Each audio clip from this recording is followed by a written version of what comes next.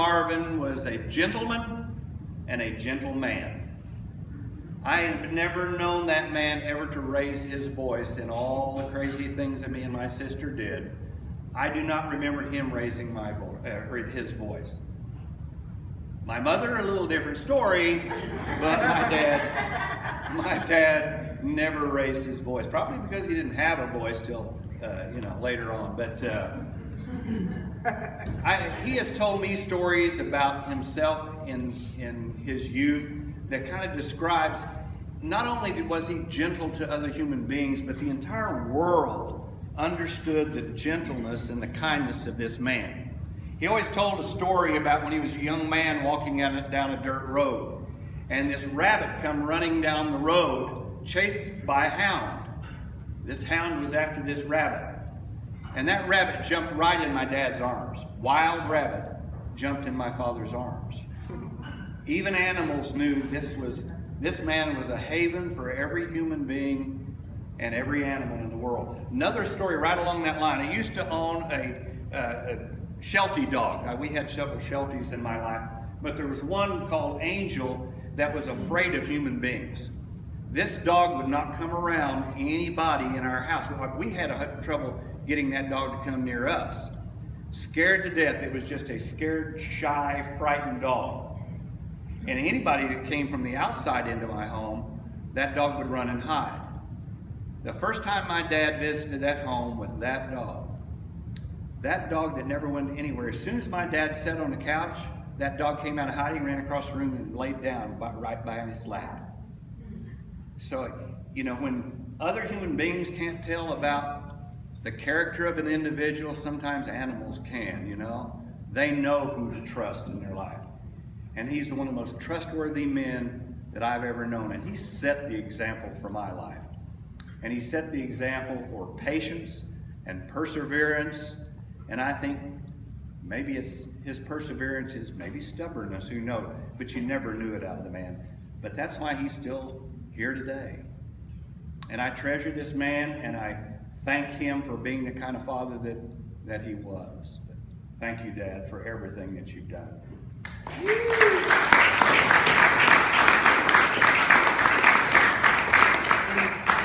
quite famous too, because every time I look on Facebook, there's a picture of him in the newspaper someplace. Yeah. Everybody in town must know you.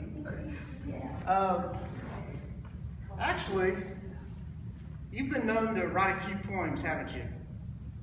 Oh, I never knew what to do. You've written one or two. And what's the name? What's your name as the author? The 3 M's or something, or Triple M. Triple M. You guys know that? He writes some poems and he'll sign them Triple M. So this is a poem that Marvin wrote when he went to heaven.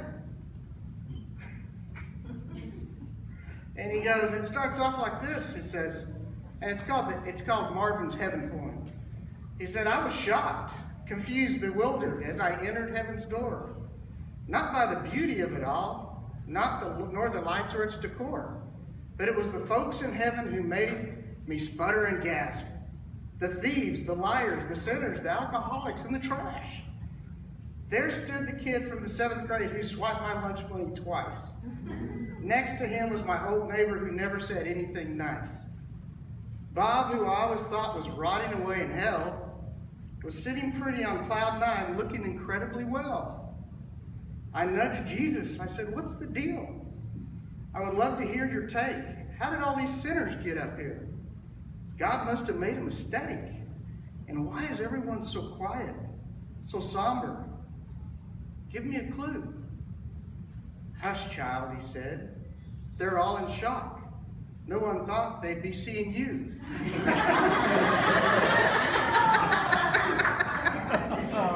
That's a great poem. Signed by Triple M. Signed by Triple M. As you were talking about dads,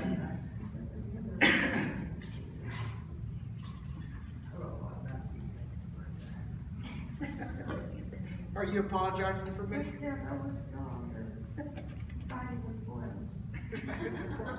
Hey, as he was talking about Marvin, it's kind of funny.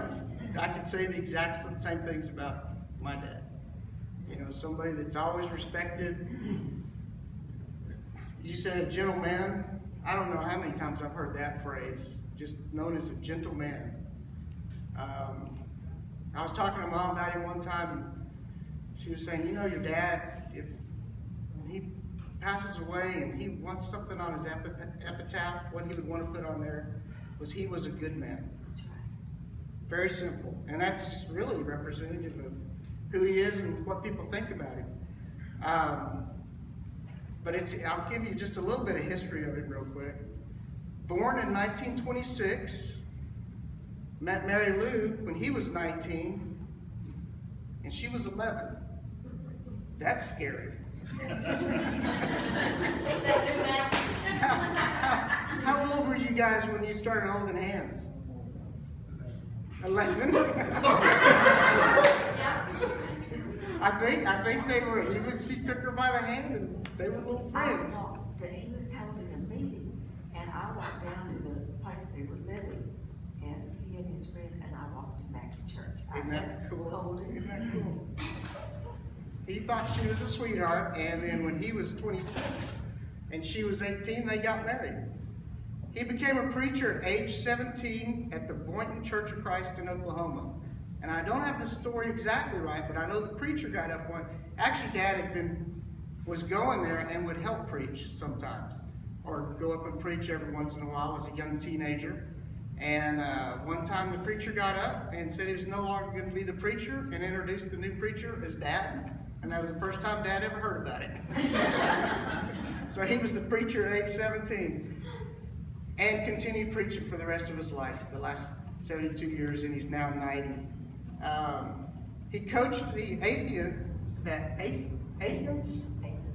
Athens junior high basketball team, who went and won the county championship the year that he coached. Pretty interesting. He moved to Dalhart, moved to Africa in '54 with Mary Lou. Sherry was already born, wherever you are back here. Stayed there 8 years, and moved back to Webb Chapel. Became a preacher at Webb Chapel in, I guess it's Farmers Branch, up in Dallas, in 1963. And then went to ACU after I graduated. Deb and I graduated there in '83. And I think you guys showed up in '87 to clean up the mess. That's what I heard.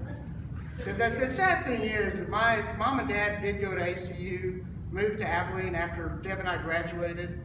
And Mom, one of the first people she went to work for was Dean Linder. And that was not good news for me. I was like, of all people for you to go to work for, Dean Linder. He knew me pretty well. So I'm sure they had some good conversations.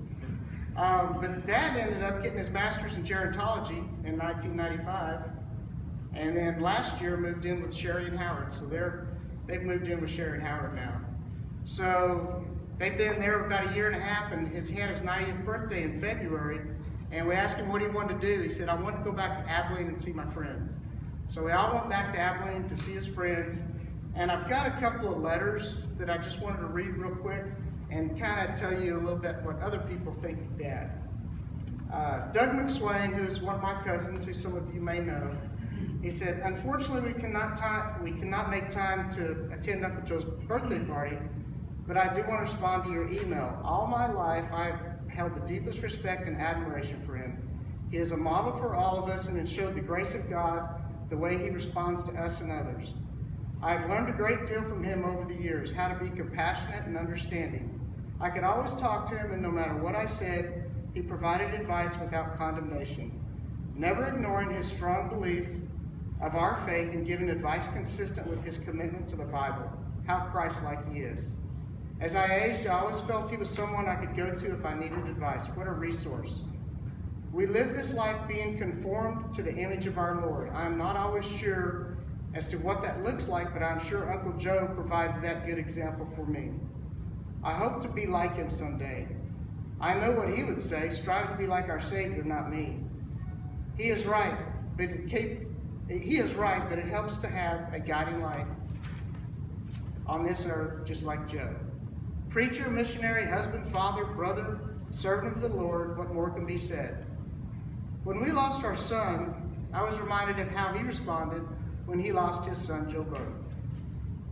His example helped me through this time of sorrow. I am sorry for both of us, but he knew where Joe Bird is, and because of his example and the faith he installed in this family, I now know where Patrick is, face to face with the Lord. I know they are both looking from heaven as we celebrate this great man's 90th birthday. I wish him the best. Wow, what a great Christian and happy man he is. Happy birthday, Uncle Joe. And P.S. I'll always remember him playing the dice game at our house over the holidays. That's when I first saw his competitive spirit. I hoped we'd win. I hoped he would win, but not enough that I would not try to win myself. Uncle Joe, there will be a next time, because he did win that game that time. And then I've got one more letter. This is from a friend, John Gibson. And who is John Gibson? He's a friend at Southern Hills or Hillcrest. Now, tell me, John, when did you meet John Gibson?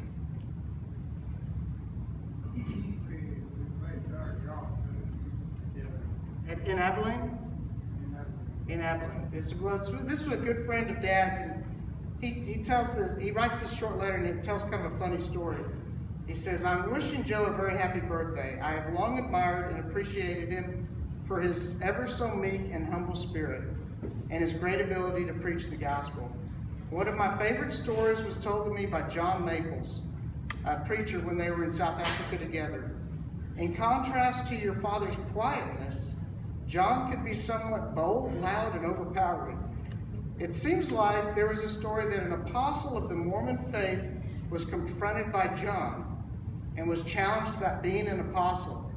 John asked him, he said, if he had the ability to strike a person blind as an apostle, like Paul did, that the so-called he asked him, he said, would you be able to strike a man blind just like the apostle did, since you're an apostle? And the so-called apostle replied, I could if he were a blasphemer.